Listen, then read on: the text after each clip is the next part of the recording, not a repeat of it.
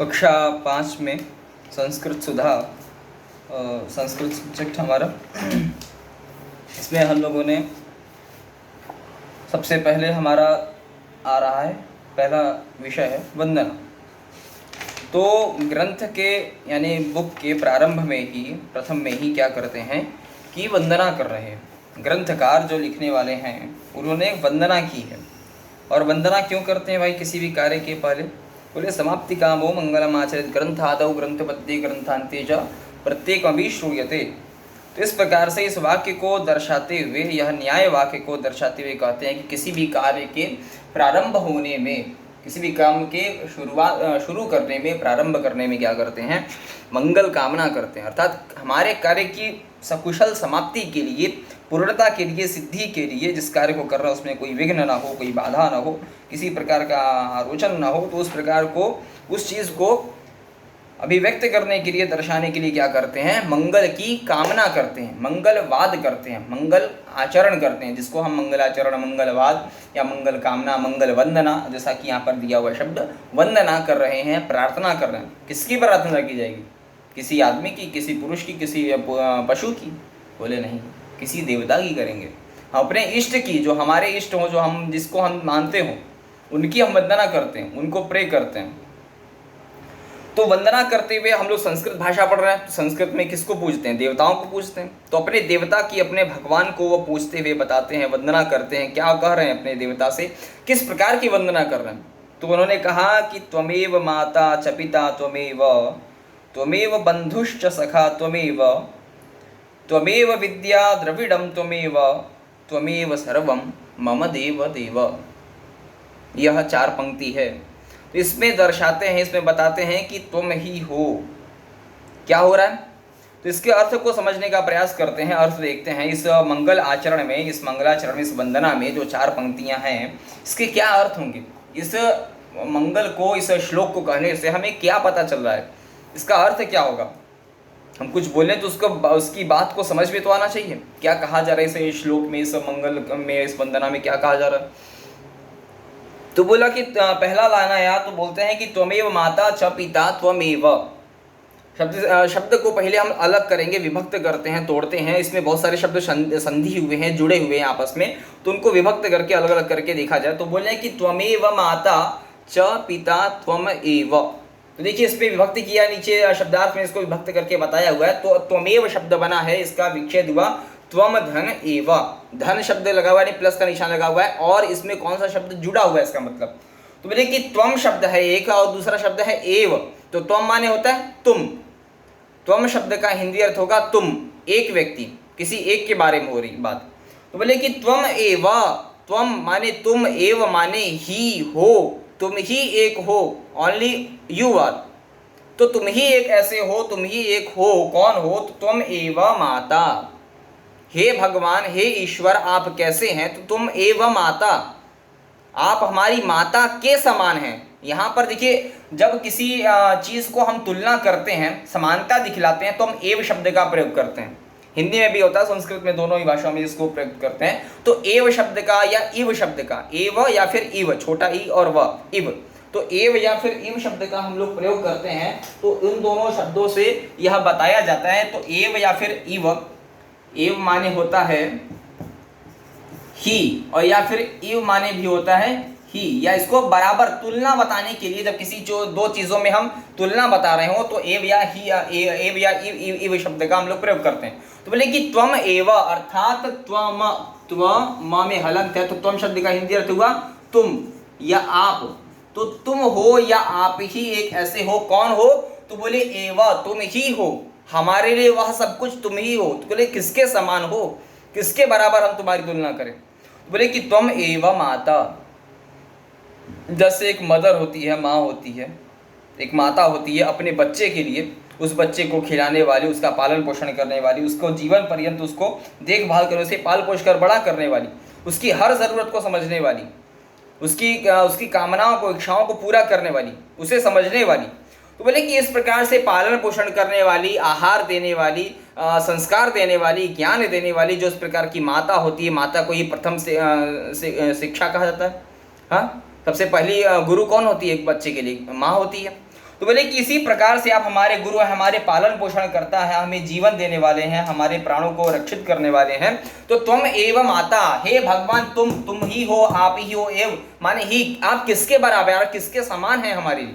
तो बोले एवं माता, माता के ही समान, उससे कम तो है ही नहीं। तो तुम एवं, आप ही हैं, अर्थात जिसमें कोई संशय नहीं होना चाहिए, किसी चीज में हम शंका नहीं रखें, डाउट नहीं है, तुम ही हो, यह निश्चितता है बताई जा रही है। तो तुम एव माता, तुम ही हो हमारी माँ, माँ के समान हो, माँ के बराबर हो, हे देवता, हे भगवान। अगला शब्द बोले च शब्द का हिंदी अर्थ होता है और, एंड, जिसका हम लोग एंड के लिए और शब्द का प्रयोग करते हैं, तो संस्कृत में उसी का बन जाता है च, अर्थात च शब्द का हिंदी अर्थ होगा और। तो बोले कि च और आप है हमारे लिए, इससे ज्यादा और क्या है? माता के समान पालन पोषण करने वाले, जीवन पर्यंत ध्यान रखने वाले, पाल पोषण बड़ा करने वाले, इसके अलावा क्या है? तो तुम एव पिता, पिता तुम एव। अब बोले पिता के समान हो, फादर के समान हो, ठीक है।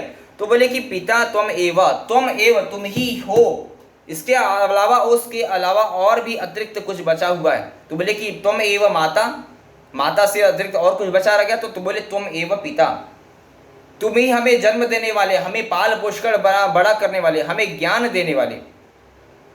तो संस्कार को सिखाने, जिस प्रकार से माता पाल पोषकर बड़ा करती है, बालक को ज्ञान देती है, उसी प्रकार से क्या हो? तुम माता के समान हो। और पिता क्या है? तो पिता बोले ज्ञान देने वाला, शिक्षा देने वाला और संस्कार दिखाने वाला, संस्कार सिखाने वाला। तो बोले कि तुम एव माता, तुम एव पिता, तुम ही माँ के समान पालन पोषण करने वाले, तुम ही पिता के समान ज्ञान देने वाले, शिक्षा देने वाले, समाज को दर्शाने वाले। तो इन सभी दोनों के समान, माता के समान, पिता के समान कौन है? तो बोले तुम एव, तुम ही हो। किसके लिए वंदना कर रहे हैं? हम पुरुषों के लिए, हम लोगों के लिए, हम जीवों के लिए, प्राणियों के लिए। तो बोले कि तुम एव माता, तुम एव पिता। फिर अगला पंक्ति में बोलते हैं, दूसरी लाइन में बोले, अगले दूसरी पंक्ति में बोलते हैं कि तुम एव बंधुश्च सखा तुम एव। क्या इसके अलावा और भी कुछ बचा रह गया है? माता और पिता के अलावा जीवन में और कुछ बचा है क्या? इसके अलावा और भी किसी चीज की आवश्यकता है?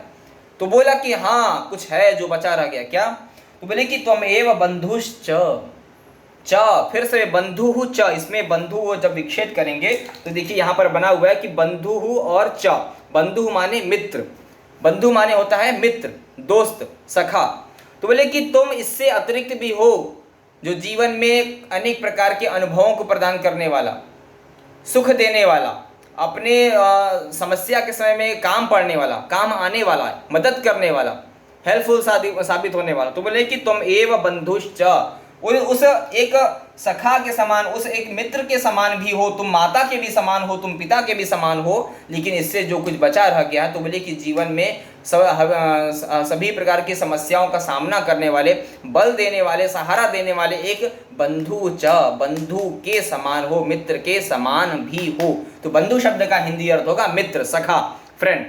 तो बोले कि तुम एव, तुम ही हो वह कुछ जो बचा रह गया है माता पिता से अतिरिक्त, तो एव उसके समान हो। कौन? तो बोले बंधु च, और इसके अलावा च और हो, तो बोले बंधु, मित्र के समान, दोस्त के समान, सखा के समान भी हो। अगला, तो बोले सखा तुमेव, तुम भी बंधु हो, तुम भी बंधु हो, मित्र हो। सखा माने मित्र हो गया, और बंधु माने भाई बहन इत्यादि, भाई के समान हो, मित्र के समान हो, दोस्त के समान हो, ठीक है, भ्राता के समान हो, बड़े भाई के समान हो। तो बोले कि इस प्रकार से मार्गदर्शक हो। कुल मिलाकर क्या बात कर रहे हैं? तो इस प्रकार से इन सभी चीजों को देखते हुए तुम हमारे मार्गदर्शक भी हो, हमारे पालन पोषण करता हो, हमें ज्ञान देने वाले हो, हमें शिक्षा देने वाले हो, हमें आहार देने वाले हो, विहार देने वाले हो। इसके साथ साथ क्या हो? समस्या पड़ने पर, दुख में, कष्ट में हमारे मदद करने वाले, हमारे मित्र के समान, हमारे बड़े भाई के समान, भ्राता के समान, बंधु के समान, और सखा के भी समान हो, सखा हमारे मित्र के भी समान हो। तो बोले कि तुम एवा, यानी इन चारों बातों को, जो चार व्यवहार दर्शाए, माता हो, पिता हो, बंधु हो माने भाई हो, और क्या हो, इसके बाद बोले सखा हो, मित्र भी हो कष्ट पड़ने पर। तो बोले कि इन सभी को दर्शाते हुए बोले कि तुम एव, सब मिला के तुम ही तो हो, जब कोई साथ न दे तो तुम ही हो। फिर आगे तीसरी पंक्ति में, तीसरी लाइन में बोलते हैं कि त्वमेव विद्या द्रविड़म त्वमेव, और भी कुछ है। तो इन सभी से कुछ ज्यादा बढ़कर भी है। क्या है? त्वमेव विद्या, मैं जो कुछ भी इस संसार में उत्पन्न होने, इस संसार में कदम रखने के बाद सीखता हूँ, जो कुछ भी ज्ञान हासिल करता हूँ, जो कुछ भी जानकारियाँ, जो कुछ मैं पढ़ता हूँ, सीखता हूँ, जो शिक्षा ग्रहण करता हूँ, त्वमेव विद्या, वह सारी जानकारियाँ, वह सारा ज्ञान, वह सारी महानताएं, वह ज्ञान, वह प्रकाश, वह नॉलेज क्या हो? त्वमेव, वो ज्ञान तुम ही हो, वह नॉलेज तुम ही हो, वह सारी जानकारियाँ तुम ही हो। मैं उन सभी को जान करके किसको जानूंगा? उन सभी ज्ञान को हासिल करके, जानकारियों को हासिल करके, एजुकेटेड बन करके मैं किसको जानूंगा? तुम ही को जानूंगा। तुम ही तक पहुंचने का रास्ता खोजूंगा।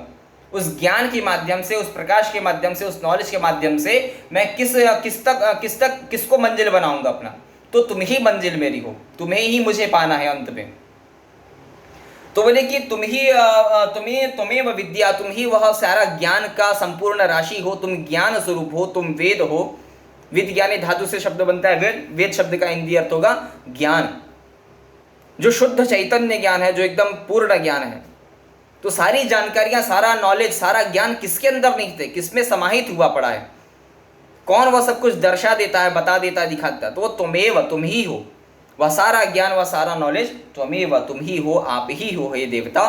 फिर बोले आगे द्रविड़म त्वमेव, और उस सारे ज्ञान से, नॉलेज से, की गई पढ़ाई से, अध्ययन से, जो कुछ भी संसार में जीवन यापन करते हुए जो कुछ भी धन संपत्ति कमाता हूँ, जो कुछ मैं हासिल करता हूँ अपने ज्ञान पे, अपने नॉलेज पे, नॉलेज के आधार पे, अपनी मेहनत से, तो वह त्वमेव द्रविड़म, वह सब कुछ द्रविड़, द्रविड़ माने शब्द होता है। द्रविड़ शब्द एक सरनेम भी, उपाधि भी है, जो दक्षिण के लोग प्रयोग करते हैं।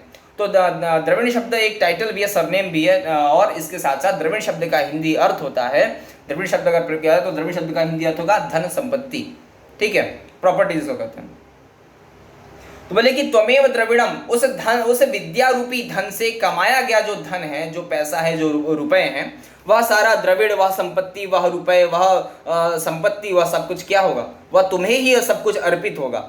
वह सब कुछ मैं तुम्हें ही न्यौछावर कर दूंगा, वह तुम्हें ही समर्पित कर दूंगा। त्वमेव विद्या, वह विद्या तुम ही हो, और तुम्हारी दी गई विद्या से, तुम्हारे दिए गए ज्ञान से, तुम्हारी द्वारा दी गई जानकारी से जो कुछ भी मुझे प्राप्त होगा, जो मैं धन कमाऊंगा, जो मैं यश कमाऊंगा, जो मैं कीर्ति कमाऊंगा, वह सारी कीर्ति, वह सारा यश, वह सारा धन, वह सारी संपत्ति किसे ही समर्पित होगी? तुमको ही समर्पित होगी।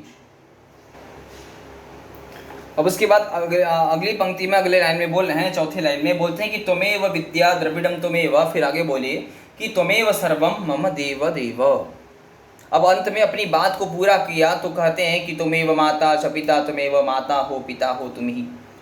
त्वमेव विद्या द्रविड़म, तुम ही विद्या हो, उससे प्राप्त की गई, अर्जित की गई धन संपत्ति, यश कीर्ति, सब कुछ तुम्हें ही न्यौछावर है।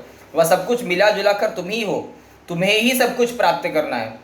इन सभी को पाने के बाद मुझे तुम तक ही पहुंचना है, तुम्हें ही मुझे जानना है। तो आगे बोले, अंत में, पंक्ति में अंत करते हुए बोलते हैं कि त्वमेव सर्वम मम देव देव। अर्थात इस संसार में, इस जगत में सब कुछ जन्म लेकर, काम करना, धन अर्जित करना और ज्ञान हासिल करना, ये सब कुछ करने के बाद जो कुछ भी इससे अतिरिक्त बचा रह जाता है, जो छूट गया, जिसे मैं गिन कर तुम्हें अर्पित नहीं कर सकता, बता नहीं सकता, तो त्वमेव सर्वम, उन सभी चीज़ों को गणना करने के बाद, गिनने के बाद, गणना मानी गिनना, तो काउंट करने के बाद, गिनने के बाद और भी जो कुछ चीज़ें मुझसे छूट जा रही है, मेरी अज्ञानता से छूट जा रही है, मुझसे भूल जा रहा है, तो बोले कि त्वमेव सर्वम, वह सब कुछ, त्वम एव, तुम एव ही हो, वह सब कुछ तुम ही हो, जो कुछ बचा रह जाता है इसके अलावा। त्वमेव सर्वम, सर्व माने शब्द, सर्व शब्द का अर्थ होता है, सर्व शब्द का अर्थ होगा सब कुछ, सर्वम। ठीक है, तो सर्वम शब्द का मतलब होगा सब कुछ, यानी ऑल टू ऑल, सब कुछ तुम ही हो, यानी कि जो कुछ भी इसके अलावा अतिरिक्त है, बचा रह जाता है मेरे न गिन पाने के कारण, जो भूल जा रहा है, तो त्वमेव सर्वम, वह सब कुछ मिला जुला कर, सर्वम, सब कुछ ही जितना भी उपस्थित होता है, तो त्वमेव सर्वम मम देव देव। मम शब्द यहाँ प्रयोग किया है, तो बोले मम, मम माने होता है मेरा, जिसके लिए इंग्लिश में शब्द प्रयोग करते हैं माई। तो बोले कि माई, जो मेरे गॉड हैं, जो मेरे भगवान हैं, जो मेरे ईश्वर हैं, जो देवता हैं हमारे, तो त्वमेव सर्वम, वह सब कुछ चराचर, जो कुछ भी छूटा रह जाता है, जो भूल जाता है मुझे, वह सब कुछ बचा हुआ हिस्सा तुम्हें ही अर्पित है, अर्थात सब कुछ इन सभी स्वरूपों में तुम ही हो मिला जुला कर। तो त्वमेव सर्वम, तुम ही सब कुछ हो। मम देव, मम माने मेरे, हे मेरे ईश्वर, हे मेरे भगवान, हे मेरे देवता। तो क्या हुआ, मम देव, हे मेरे देवता। अब अंत में प्रार्थना करते हुए संबोधन, यानी जो सारी चीजें अभी हम लोगों ने 3 लाइन में देखा, वो सारी चीजें अर्पित कर रहे थे, किसी को कर रहे थे, अभी तक ये नहीं बताया किसे अर्पित किया जा रहा है। अब अंत की लाइन में आखिरी शब्द में इसको प्रयुक्त किया कि हम इतने देर से सारी जो बातें करते हैं, किसको हम अर्पित कर रहे हैं, हम किसे देना चाहते हैं, ये सारी बात हम किसको कह रहे हैं। तो उन्होंने कहा, कहते हैं कि त्वमेव सर्वम, सब कुछ जो बचा रह जाता है, मम देव, मम माने मेरे, मम माने मेरे, तो बोले मम देव देव, हे मेरे देवता, हे मेरे भगवान, हे मेरे ईश्वर, ठीक है, जिसे भी आप मानते हो, तो वह ईश्वर, वह देवता, उसे ही संबोधित करते हुए, उसे कहते हुए बताते हैं कि मम देव देव, हे देवताओं के देवता, हे स्वामियों के स्वामी। तो बोले कि हे स्वामियों के स्वामी, हे राजाओं के राजा, हे देवताओं के देवता, देव देव, उन सभी से ऊपर स्थिति वाले, सबसे महान, सबसे उत्कृष्ट, परम ऐसी अवस्था वाले देवता, तुम्हें ही मैं सब कुछ अपना मानता हूँ, माता मानता हूँ, पिता मानता हूँ, बंधु मानता हूँ, सखा मानता हूँ, द्रविड़ मानता हूँ, विद्या मानता हूँ। इसके अलावा जो कुछ बचा रह गया, सर्वम, वह सब कुछ ही संसार में मैं तुम्हें ही देखता हूँ, तुम्हें ही जानता हूँ, तुम्हें ही मानता हूँ और तुम्हें ही, आपको ही अर्पित करता हूँ। तो बोले मम देव देवा, हे मेरे देवता, हे मेरे भगवान, हे मेरे ईश्वर, वह सब कुछ चराचर जगत में कौन हो, आप ही हो, आप ही तक मुझे पहुंचना है, इन सारे मार्गों से गुजर कर, इन सारे रास्तों से होते हुए। तो मम देव देवा, वह सब कुछ स्वरूप वाले कौन हैं, तो बोले मम देव देवा, हे देवताओं के देवता, हे स्वामियों के स्वामी, हे राजाओं के राजा, परम उत्कृष्ट देवता आप ही हैं और मुझे आप तक ही पहुंचना है देवता, आप तक ही मुझे प्राप्त होना है। तो बोले मम देव देवा, इसमें हिंदी अर्थ किया है कि देवताओं के देवता अर्थात परमेश्वर, यानी परम ईश्वर, माने ईश्वर की, भगवान की, देवता की वह परम अवस्था, माने सबसे उच्च कोटि का, ठीक है। तो बोले कि उच्च कोटि की वह जो स्थिति है देवता की, जो ईश्वर की स्थिति है, उस स्थिति को मुझे प्राप्त होना, अर्थात आपको ही मुझे अंत में प्राप्त होना है। तो इस प्रकार से वंदना करते हुए बोला कि त्वमेव माता च पिता त्वमेव, त्वमेव बंधुश्च सखा त्वमेव, त्वमेव विद्या द्रविडं त्वमेव, त्वमेव सर्वं मम देव देव, त्वमेव सर्वं मम देव देव। तो इस प्रकार से क्या कहते हैं कि मंगलवाद करते हुए, मंगलाचरण करते हुए, मंगल श्लोक बोलते हुए ग्रंथ का अब हम लोग आरंभ करेंगे। अब हम लोग अगला चैप्टर पढ़ेंगे जिसका नाम है वर्णमाला, अर्थात वर्णों की माला के बारे में अब हम लोग जानकारी हासिल करेंगे। वर्णमाला क्या है, किसे कहते हैं, कितने भेद हैं, क्या क्या चीज़ें उसके अंतर्गत आती हैं, इन सभी रूपों को, माध्यमों को हम लोग अब अगले चैप्टर, अगले यानी कि अगला वर्णमाला में हम लोग अब देखेंगे आगे।